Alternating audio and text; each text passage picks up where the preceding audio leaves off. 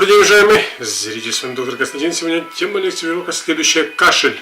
У человека кашель, но кашель отдает болезненностью в надключичную ямку, я показываю на себе, и в плечи, либо в плечевой пояс, либо в правое или левое плечо, смотря какая ветка меридиана легких поражена, либо воспалена. Итак, внимательно смотрим, как проходит данный меридиан, увидели, как он проходит, и мы ответили на вопрос: если у человека частенько воспаляется меридиан легких, и при этом человек страдает кашлем, вот частенько, и этот кашель, что болезненно проявляет себя в надключичной ямке и в плече, то обратите внимание на состояние меридиана легких. Также следует обратить внимание на те меридианы, которые проходят своим внутренним и наружным ходом в области надключичной ямки и плечевого пояса, либо правого или левого плеча.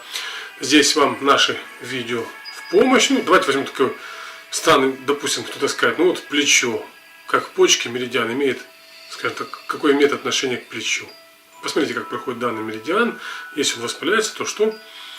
Тоже возможно боли надключичной ямкой и в плече. Потому диагностика 12 меридианов мы частенько говорим, утверждаем, повествуем людям, частенько даем пищу к размышлению, что диагностика 12 меридианов полностью поможет нам раскрыть картину. Если все 12 меридианов воспалены, которые порождают этот кашель, и данный кашель болезненно отражается на надключичной ямкой и плечевом суставе, либо в правом или левом плече, то что нужно данный меридиан расслабить. В том числе, если данные меридианы слабые, вялые, то данные меридианы что нужно активизировать. Тем самым вы что и поборете кашель, и поборете все различные болезненные проявления, которые породил кашель, либо воспаление меридиана или слабость легких. И данная точка P11 Шаошан вам в помощь, уважаемый зритель.